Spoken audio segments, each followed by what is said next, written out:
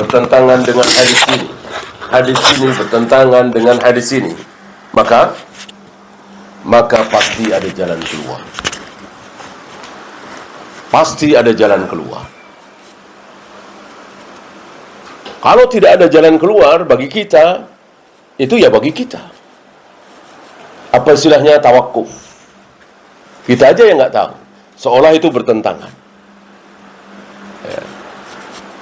Seperti pernah ada di negeri kita ini seorang tokoh yang sangat keras terhadap bid'ah, memerangi bid'ah luar biasa. Sudah nggak ada ya. Beliau luar biasa memerangi syirik, memerangi bid'ah. Tapi dalam hal ini beliau tergelincir. Beliau mengatakan bahwa hadis badal haji, kan sahih riwayat Imam Bukhari, itu bertentangan dengan ayat ke 31 dari surat An-Najm. Wa alaysa lil insani illa ma sa'a. Bahwa manusia itu tidak mungkin mendapatkan pahala kecuali apa yang dia lakukan sendiri. Badal haji yang melakukan kan siapa? Anaknya. Kok pahalanya buat orang tua? Bukan dirinya. Bertentangan ini. Ya. Dalam hal ini jelas beliau keliru, tergelincir. Walaupun dalam berbagai macam bid'ah beliau benar. Dengan tegas, dengan keras beliau mengatakan usolli bid'ah, nawaitu bid'ah, maulid nabi bid'ah, tahlilan bid'ah, dan seterusnya. Tapi dalam hal ini beliau keliru.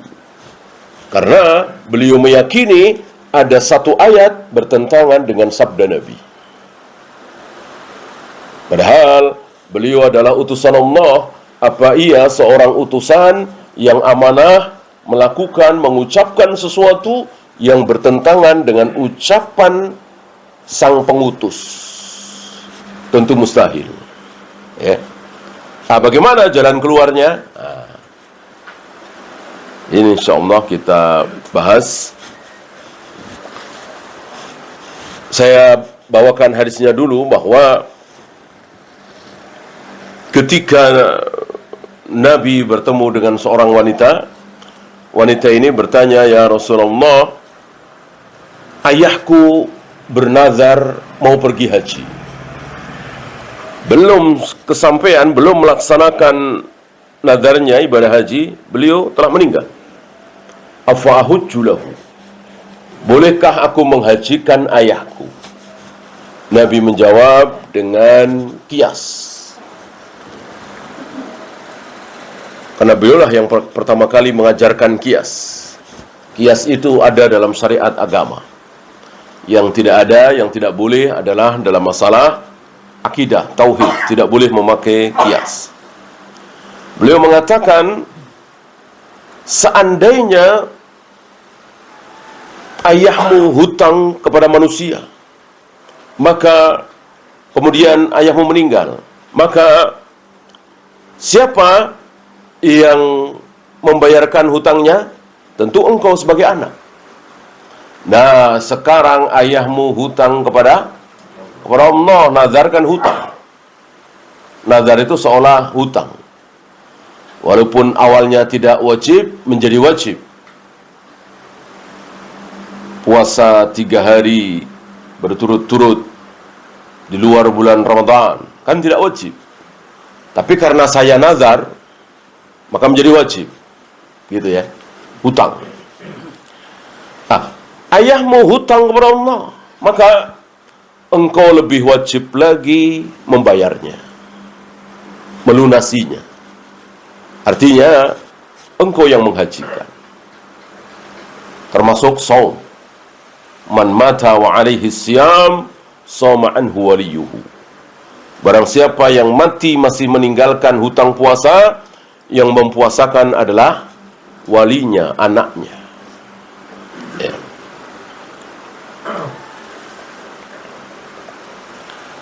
Apakah bertentangan dengan surat An-Najm tadi? wa alaysa lil insani illa ma sa'a, bahwa manusia hanya akan mendapatkan pahala dari apa yang dia lakukan sendiri? Al-jawab, tidak. Tidak. Kenapa? Wa alaysa lil insani illa ma sa'a, bahwa manusia hanya akan mendapatkan pahala dari apa yang dia usahakan. Nah, sekarang anak itu hasil usaha siapa? Orang tua. Penegasan langsung dari Nabi, inna auladakum min kasbikum bal min atyabi kasbikum. Sungguh anak-anak kalian itu adalah hasil usaha kalian, bahkan hasil usaha kalian yang terbaik. Ketika kita berusaha lalu menghasilkan rumah, pabrik, sawah, pangkat, jabatan, uang, anak, yang terbaik adalah anak. Hanya setan iblis membohongi kita. Kita dibikin gak suka dengan anak. Kalau dengan uang, harta, pangkat, jabatan, senang. Padahal, kata Nabi, justru yang terbaik adalah anak. Kita nikmati ketika kita masih hidup dan ketika kita sudah mati. Coba harta, pangkat, jabatan, kedudukan. Kita hanya nikmati ketika kita masih hidup. Anak tidak. Kita sudah mati, anak kita sholat, puasa, baca Al-Quran, mengalir pahala ke kita. Ya. Padahal kita nggak ngajarin, nggak mendidik, tetap mengalir pahala. Ini dia. Maka ketika anak melakukan perbuatan seperti haji, orang tuanya dapat. Gitu. Yang bertentangan dengan wa alaysa lil insani illa ma sa'a adalah ketika yang membadalkan hajinya adalah bukan anak. Itu baru bertentangan. Ketika saya meninggal lalu saya dibadalkan haji oleh tetangga saya, jelas ini bertentangan. Wa alaysa lil insani illa ma sa'a. Manusia hanya akan mendapatkan pahala dari apa yang dia usahakan sendiri. Kan yang haji tetangga saya, kenapa saya dapat? Ya. Kalau anak saya, jelas. Itu kan usaha saya. Gitu. Ya haji, ya umrah. Kalau boleh diumrahkan oleh orang lain, boleh dihajikan oleh orang lain, ya dikemanakan ayat ini? Wa alaysa lil insani illa ma sa'a. Manusia hanya akan mendapatkan pahala dari apa yang dia usahakan. Usaha apa? Orang yang tawaf, yang sa'i, tetangga, teman, atau kadang-kadang nggak kenal, cuman di telepon, di WA, tolong badalkan haji saya, badalkan umroh saya, atau bapak saya yang sudah meninggal. Baru itu bertentangan. Tapi kalau anak, tidak bertentangan. Ya.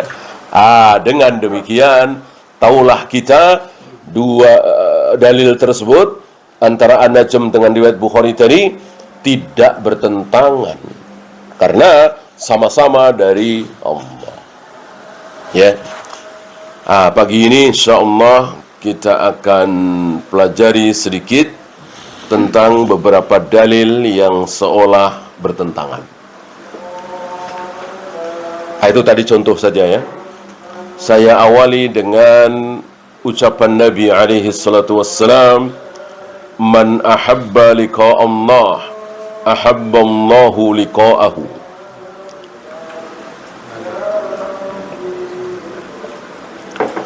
Barang siapa yang suka, yang cinta, yang ingin bertemu dengan Allah, maka Allah pun suka ingin bertemu dengan dia. Sebaliknya, yang tidak mau, yang tidak ingin bertemu dengan Allah, maka Allah pun tidak suka, tidak ingin, tidak sudi bertemu dengan dia. Padahal bertemu dengan Allah itu pasti mati. Itu pernah kita bahas ya. Bertemu dengan Allah itu pasti mati. Nggak mungkin bisa bertemu dengan Allah kalau tidak mati. Loh, itu salat bukankah bertemu dengan Allah? Tidak.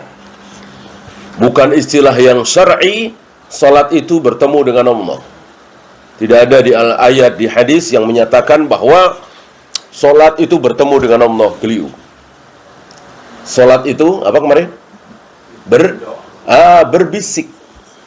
Berbisik dengan Allah, bukan bertemu. Ya. Tentu kita tempatkan dalil itu di tempatnya masing-masing. Walaupun jelas Nabi mengatakan ketika kita salat, maka kemanapun kita menghadap, mau ke barat, ke timur, ke utara, ke selatan, kan orang yang di Masjidil Haram kan salat bisa menghadap kemanapun, tergantung posisi kita di sebelah mana dari Ka'bah, kan begitu. Kita mau hadap ke barat, ke timur, ke utara, ke selatan, maka ketika kita salat, wajah kita pasti berhadapan dengan wajah Allah. Tapi mengatakan bahwa kita bertemu dengan Allah ketika salat butuh dalil. Mana? Kalau berbisik ada. Ya. Nah, bertemu dengan Allah berarti mati. Berarti hadis ini bermakna barang siapa yang tidak suka mati, Allah tidak suka ketemu dengan dia, benci ketemu dengan dia. Padahal ahadukum al-maut lidurrin asabahu. Janganlah kalian mengharap-harap mati karena tertimpa keburukan.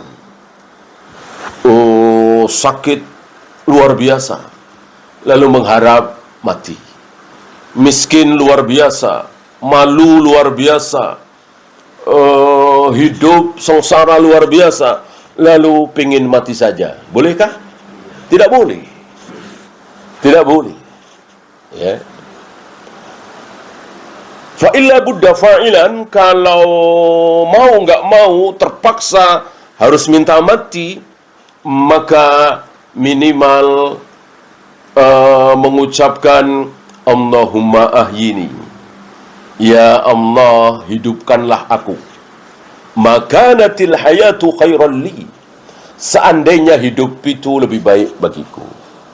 Tapi seandainya mati lebih baik bagiku, ya Allah, matikan saja aku. Itu nggak boleh lebih dari itu. Itu nggak boleh melebihi dari itu. Dibalik, ya Allah, matikan aku saja seandainya mati itu lebih baik dariku. Tapi hidupkan seandainya hidup lebih baik dari, nggak boleh. Nggak boleh. Ya, harus hidup dulu. Ya, apalagi, ya Allah, sepertinya mati lebih baik dariku, ya Allah, matikan aku saja, ya Allah. Lebih nggak boleh lagi. Karena Allah yang maha tahu, bukan kita. Ya, itu untuk sesuatu yang sudah kepepet sekali. Besar kemungkinan kalau saya terus hidup bersama mereka ini, sementara saya tidak bisa keluar dari tempat ini, besar kemungkinan saya akan ikut bersama mereka berbuat syirik, berbuat bid'ah, berbuat maksiat, misalnya. Misalnya, ya.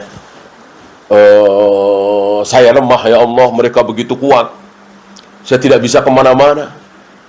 Ya, kalau seandainya saya terus hidup, besar kemungkinan saya harus mengikuti kesyirikan mereka, kebid'ahan mereka, misalnya.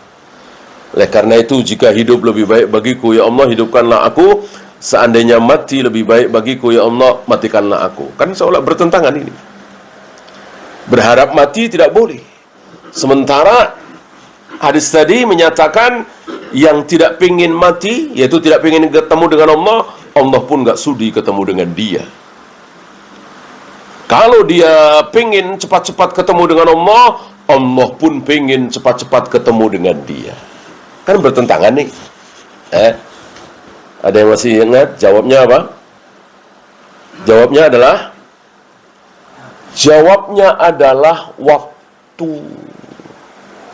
Waktu. Yang membedakan dua dalil ini adalah waktu. Kapan kita tidak boleh berharap-harap mati? Ketika kita segar bugar, sehat walafiat, tidak kurang satu apa badan kita, normal, gitu. Kapan kita disuruh cepat-cepat ketemu dengan Allah, pengen cepat mati? Kapan? Indal ghargharah.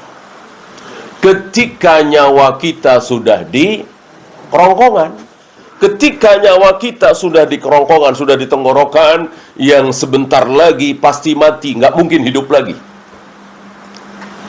Kalau pistol sudah di kepala, pedang sudah nempel di leher, belati sudah nempel di dada kita, oleh musuh sudah ditodong, ini pasti mati belum? Belum tentu. Belum tentu ya. Bisa saja nggak jadi tembak, bisa saja nggak jadi dipenggal leher kita, kan berbagai kemungkinan banyak. Ya, tapi kalau gorgoroh, kalau nyawa sudah di tenggorokan, tidak mungkin batal, pasti mati. Nah, detik itu yang bersangkutan yakin sebentar lagi akan mati. Detik itulah para nabi, para rasul, para sahabat, para aulia Allah pengen cepat-cepat mati, pengen cepat-cepat ketemu dengan Allah.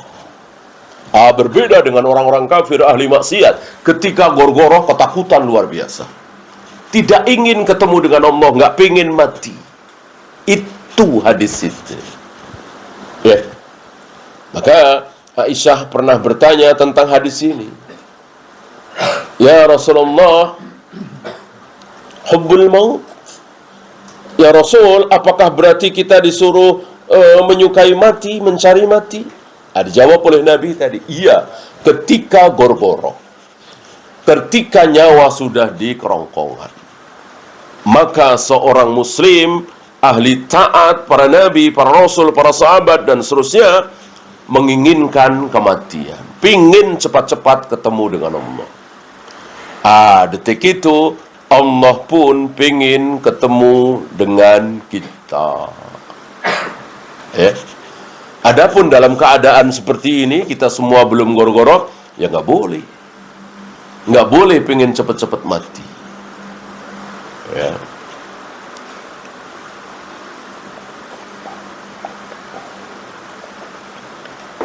Membiarkan diri dalam keadaan sakit, mungkin karena satu dan lain hal, misalnya biaya operasi mahal, lalu kita pasrah, boleh ya. Karena para imam menyimpulkan dari hadis wanita hitam yang ayan itu, disimpulkan oleh para imam, berobat tidak wajib. Tapi bukan berarti berharap-harap mati, beda. Karena kan kita yakin mati dan tidak itu tergantung keinginan kita, apa tergantung apa? Tergantung ajal. Kan tergantung ajal kan?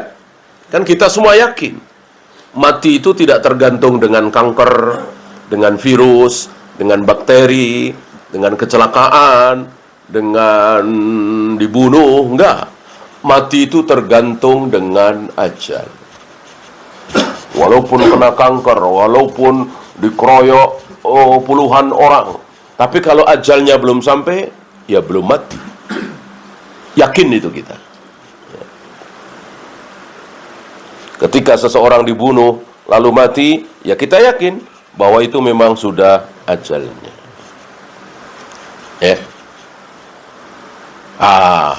Ini thariqatul jam'i, menjamak antara dua dalil yang seolah bertentangan.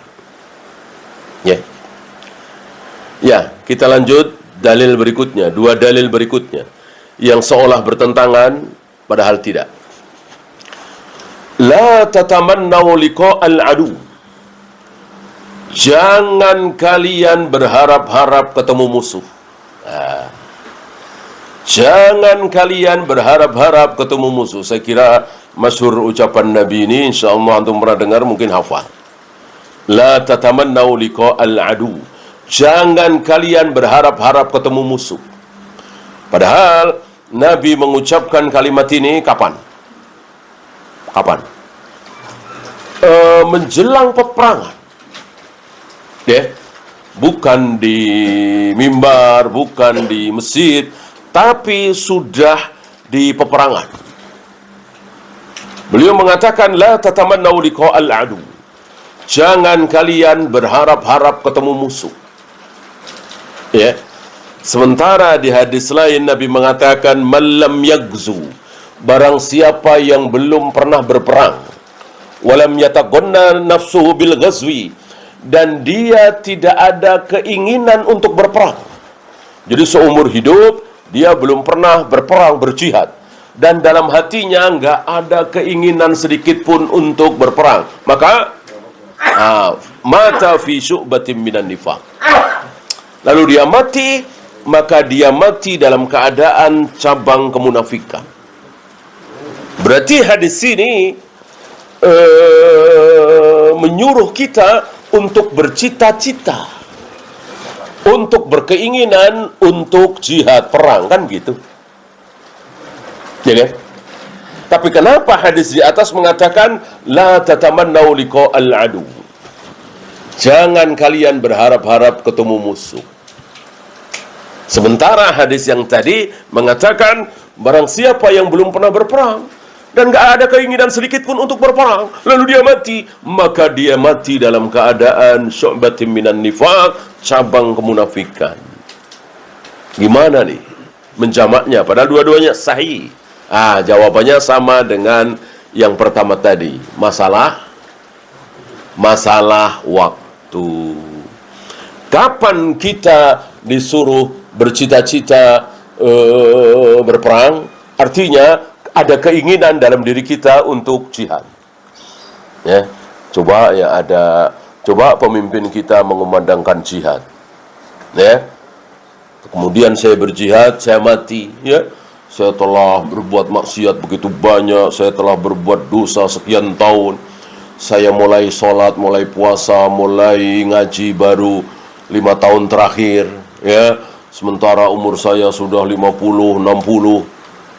Ya, kalau saya mati dalam keadaan jihad, jaminannya apa? Diampuni kan? Seluruh dosanya diampuni kan orang yang mati syahid. Dia ingin seperti itu. Bagus. Kapan? Sekarang ini. Tapi ketika musuh sudah di depan mata, artinya sudah hari-hari perperangan. Ini kalau tidak salah kan di menjelang perang Tabuk, ya. Ketika sudah hari-hari peperangan, justru Nabi menasihati la tatamannau liqa'al adu. Jangan kalian berharap-harap ketemu musuh. Loh, kok begitu? Iya. Ketika berperang, seringkali Nabi berperang dan akhirnya tidak jadi berperang. Baju besi sudah dipakai, senjata sudah dipersiapkan, pasukan sudah berbaris, nggak jadi berperang. Kenapa? Karena musuh pada masuk Islam. Ya. Karena berperang itu kan pilihan ketiga.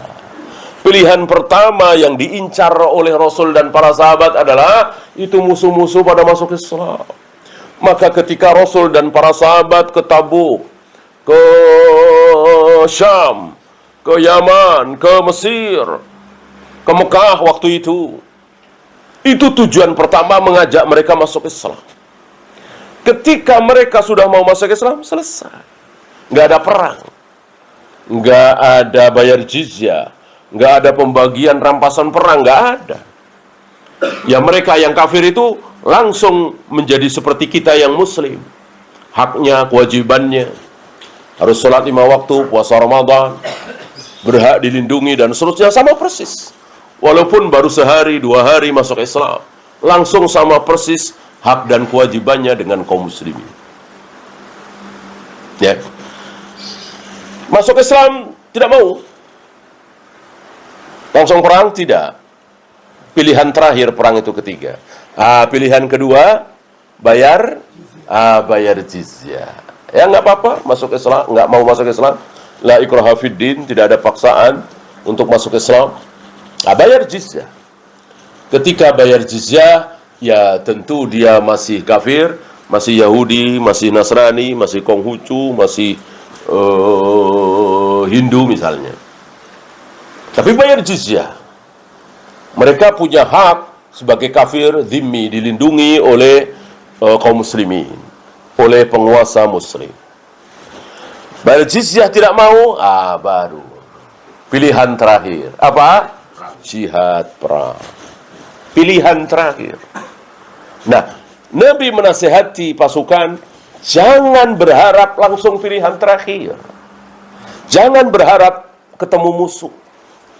Berharaplah yang pertama, yaitu mereka masuk Islam. Begitu.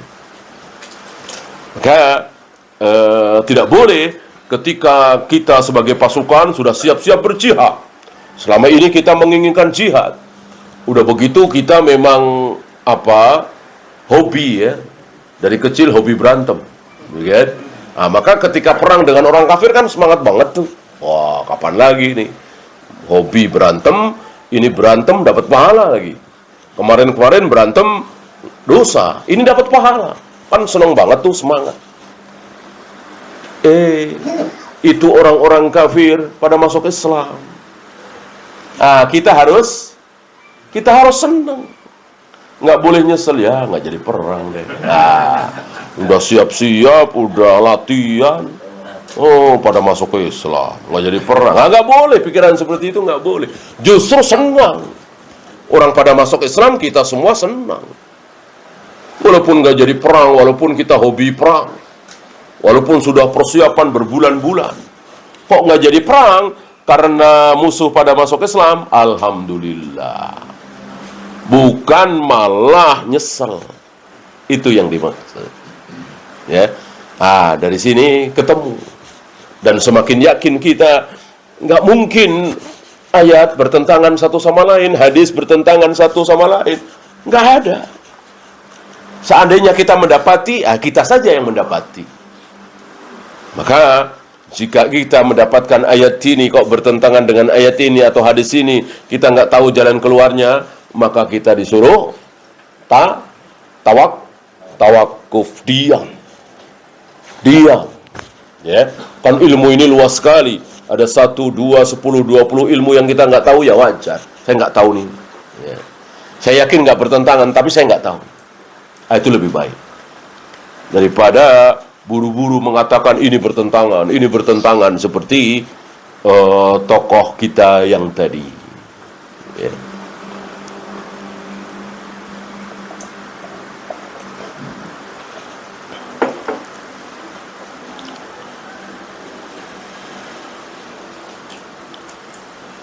Kita lanjutkan. La adwa wala tiarata wala hammata wala safar. Tidak ada penularan penyakit. Tidak ada kesialan. Ya. Berarti orang yang mengatakan adanya kesialan, adanya penyakit menular, berarti keliru. Karena Nabi mengatakan la adwa. Tidak ada penularan penyakit. Ya.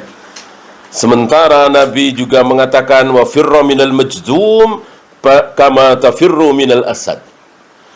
Larilah engkau menjauhlah engkau dari orang yang terkena penyakit kusta, semacam penyakit menular jadam, itu sebagaimana engkau lari menjauh dari singa. Maksudnya apa? Ya biar nggak ketularan. Gitu. Kan bertentangan. Katanya la adwa wala tiara, tidak ada penularan penyakit, tidak ada kesialan. Kok di sini kita disuruh lari dari orang yang berpenyakit jadam? Kan banyak penyakit menular hari ini. Seperti kemarin. Ya, virus luar biasa penularannya. Tapi Nabi mengatakan la adwa, tidak ada penularan penyakit. Sementara Nabi mengatakan di hadis lain, menjauhlah engkau dari orang yang punya penyakit jadam, sebagaimana engkau lari menjauh dari singa. Tentu kita nggak ada yang mau dekat-dekat dengan singa. Bahaya, ya kan? Begitu pula, jangan berdekat-dekat orang yang berpenyakit menular. Nanti akan ketularan.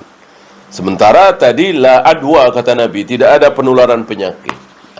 Jawabannya adalah, ini bukan masalah waktu. Kali tadi masalah waktu. Ini masalah sifat dari penularan penyakit.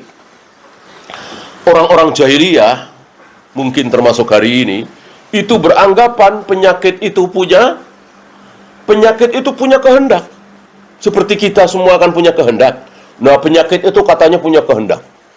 Yaitu, saya mau serang si Anu, saya mau tularin si Anu. Pokoknya dimanapun saya serang. Nah, itu keyakinan orang jahiliyah. Mungkin hari ini keyakinan dokter-dokter kafir. Dokter-dokter kafir itu mengatakan, meyakini bahwa penyakit itu punya kehendak. Dimanapun ada orang dekatnya akan diserang, gitu. Semau dia, semau penyakit. Ini yang ditolak oleh Nabi. Bahwa penyakit menular itu ada, tapi bukan terserah penyakitnya, tapi terserah Allah, begitu. Dan itu yang terjadi di lapangan, ya kan? Cuman papasan agak jauh, ketularan. Itu istrinya, anaknya berkumpul tiap hari, nggak ketularan. Ada kejadian seperti itu? Banyak. Ini menunjukkan kebenaran firman Allah, sabda Nabi SAW, bahwa penularan penyakit itu ada, tapi terserah Allah, bukan terserah penyakitnya. Kalau terserah penyakitnya, tentu yang kumpul tiap hari kena. Tentu penyakit menghendaki yang dekat-dekat. Ini enggak. Berarti terserah Allah. Ya. Maka ketika kita lari dari penyakit, kita tidak mau ketularan penyakit, yang terbaik mohon kepada Allah, berharap kepada Allah. Itu. Bukan malah bermaksiat kepada Allah. Ya. Salat berjamaah, libur, masjid ditutup, Jumatan ditutup, maksiat luar biasa ini. Padahal dia yakin bahwa menular atau tidak itu terserah Allah. Bukannya kita tambah rajin menyembah Allah, berharap kepada Allah, malah berbuat maksiat yang luar biasa. Ya. Salat direnggangkan, kemudian masjid-masjid ditutup, ini saya kira tidak ada kemaksiatan yang lebih besar dari ini. Ya. Sementara nggak terlihat itu, kecuali kelihatan ada ular-ular berbisa di masjid. Ya jangan ke masjid lah, jangankan ular berbisa, cuman hujan rintik-rintik saja nggak usah ke masjid. Kita disuruh sholat di rumah, ini kan kelihatan. Ya, ada singa, ada bahaya di masjid. Kelihatan, ini kan nggak kelihatan. Kenapa nggak pasrah saja kepada Allah? Dan kita yakin ketularan atau tidak terserah Allah, bukan terserah penyakitnya. Buktinya tadi, sekeluarga, anaknya, istrinya nggak kena, atau anak pertama kena, anak kedua, ketiga enggak. Berarti semakin menunjukkan kebenaran sabda Nabi SAW, bahwa semuanya terserah Allah, bukan terserah penyakitnya. Ya. Ketemu di sini. Termasuk kesialan, ya. Tidak ada kesialan ini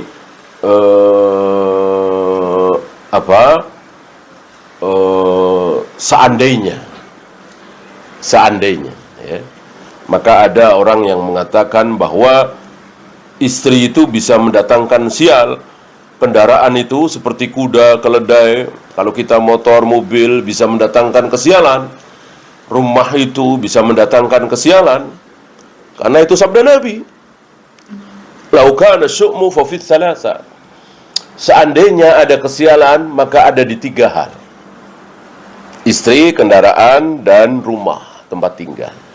Tapi mereka lupa, Nabi mengatakan di sini ada kata-kata, seandainya.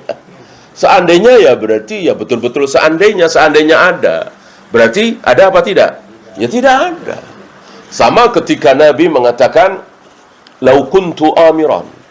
Seandainya aku boleh memerintahkan orang untuk sujud kepada sesama manusia, maka akan aku perintahkan para istri sujud kepada suami. Bolehkah istri sujud kepada suami? Tidak boleh, karena seandainya kan.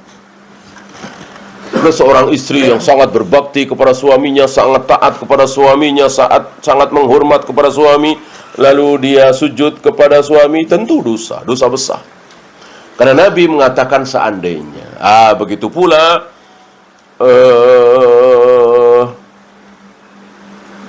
kesialan tadi, ya. Jadi nggak ada kesialan, yang benar nggak ada kesialan. Orang seandainya ada ya di tiga itu, tapi nggak ada. Maka tidak boleh kita meyakini semenjak saya tinggal di sini, semenjak saya punya kendaraan ini, semenjak saya nikah dengan dia, saya jadi sial. Tidak boleh. Tidak boleh. Kecuali sesuatu yang tidak gaib. Kesialan itu kan gaib. Ya. Gara-gara saya rumah saya ada di pojok sini, rezeki saya jadi seret, itu kan gaib. Ya, kalau nggak gaib boleh. Ya, semenjak saya pakai motor ini sial saya, nabrak-nabrak mulu. Kenapa? Ya nggak ada remnya. Nah, motornya nggak ada remnya, ini kan nggak gaib.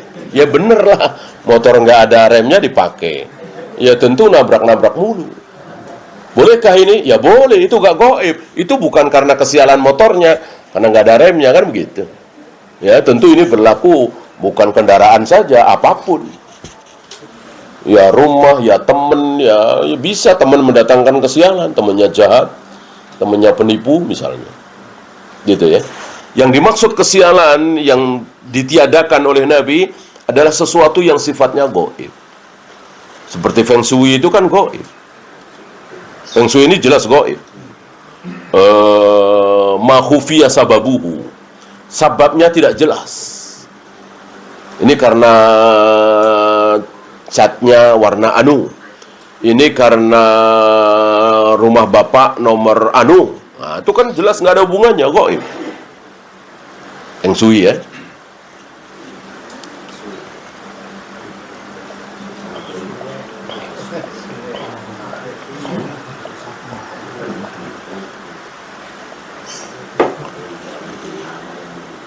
Ini masalah akidah ya. Ini dua-duanya ayat Allah. Yang pertama, wa huwa ma'akum aina ma kuntum. Dia Allah selalu bersama kalian dimanapun kalian berada. Sebagian kaum muslimin memahami ayat ini berarti Allah ada di mana-mana. Karena selalu bersama kita. Kita di lapangan, Allah di lapangan. Kita di sekolahan, Allah di sekolahan. Kita di rumah, Allah di rumah. Karena akan bersama kita terus. Sementara di ayat lain menyatakan Ar-Rahmanu 'alal arsy istawa. Allah berada jauh di atas arsy. Bersemayam di atas arsy. Berarti di sebuah tempat. Bukan di mana-mana. Gimana ini menjamak dua dalil ini? Wa huwa ma'akum aina ma kuntum. Allah selalu bersama kalian dimanapun kalian berada. Ini adalah bahasa Arab. Ma'a di sini adalah bahasa Arab. Maka harus dimaknai, difahami dengan kaidah bahasa Arab. Orang Arab sering mengatakan kunna namshi wal qamaru ma'ana. Malam itu kami berjalan dan bulan bersama kami. Lihat, bulan bersama kami. Ya, apakah malam itu bulan turun ikut berjalan-jalan bersama mereka? Tentu tidak. Bulan tetap di atas, tapi dikatakan bersama kami, apanya? Orang bulannya itu menyertai kami. Itu yang dimaksud oleh orang Arab. Maka Al-Quran adalah betul-betul pakai kaidah bahasa Arab. Wa huwa ma'akum aina ma kuntum. Allah selalu berada bersama kalian dimanapun kalian berada. Allah tetap berada di atas arsy, tapi Allah mengawasi, melihat, mengetahui dimanapun kalian berada, apapun yang sedang kalian lakukan. Itu yang dimaksud. Adapun di mana Allah berada, terjawab di 7 ayat itu. Ar-Rahmanu 'alal arsy istawa. Di atas arsy. Ya. Sayang sebagian saudara kita tidak mau menjamak seperti ini.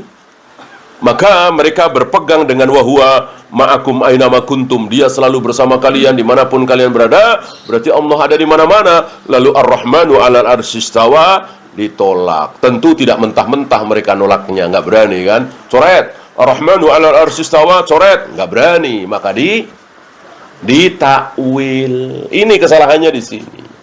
Siapa yang nyuruh nakwil? Orang Rasul, Abu Bakar, Umar, para sahabat nggak mentakwil. Kok ini berani-beraninya mentakwil?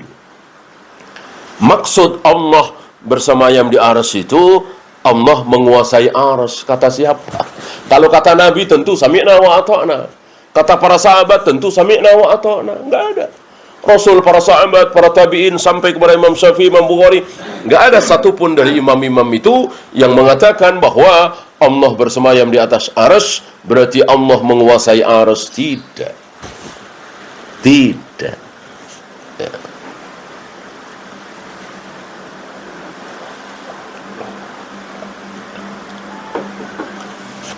Maka sebagian dari mereka, orang-orang Jahmiyah, memaknai istawa dengan istaula. Ada tambahan lam. Kalau Yahudi hittah ditambah jadi hintoh, nun, tambah nun. Kalau Jahmiyah menambah lam. Maka diistilahkan oleh mereka nunnya Yahudi, lamnya Jahmiyah. Jahmiyah dengan Yahudi mirip-mirip, menambah satu huruf. Ya. Hittah ditambah menjadi hintah, istawa ditambah menjadi istaula. Dua-duanya buruk, dua-duanya terlaknat, terkutuk karena merubah-rubah ayat Allah. Yang benar adalah Ahlus Sunnah, mengikuti Rasul dan para sahabat. Bersemayam ya bersemayam, istawa ya istawa, tidak istaula. Ya.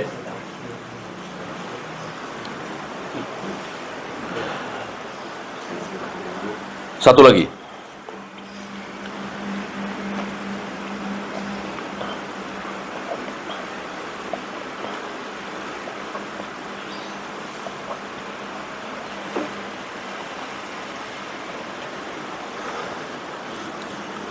Faman syaa falyu'min wa man syaa falyakfur. Barang siapa yang mau beriman, silahkan beriman. Barang siapa mau kufur, silahkan kufur.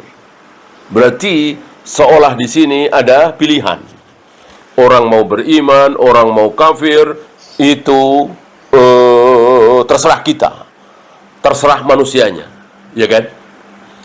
Sementara wa kulla syai'in ahsaynahu fi imamin mubin. Segala sesuatu, enggak ada perkecualian nih. Segala sesuatu telah kami tulis di Al-Imam Al-Mubin, Lauh Mahfuz.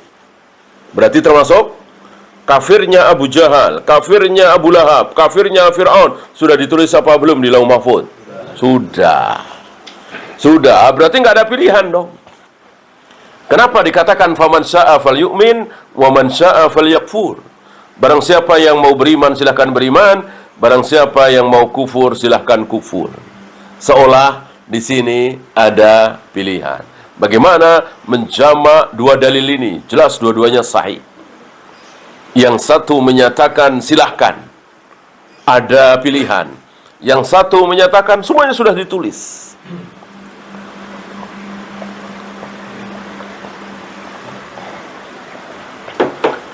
Jawabnya, faman syaa falyu'min wa man syaa falyakfur. Ini bukan menyuruh kufur, tetapi justru menyuruh untuk beriman. Tapi kalimatnya seperti itu, ya. Jadi ini adalah suruhan, bukan pertanyaan, bukan pernyataan dari Allah dan Rasulnya bahwa manusia itu bisa keluar dari takdir, ya.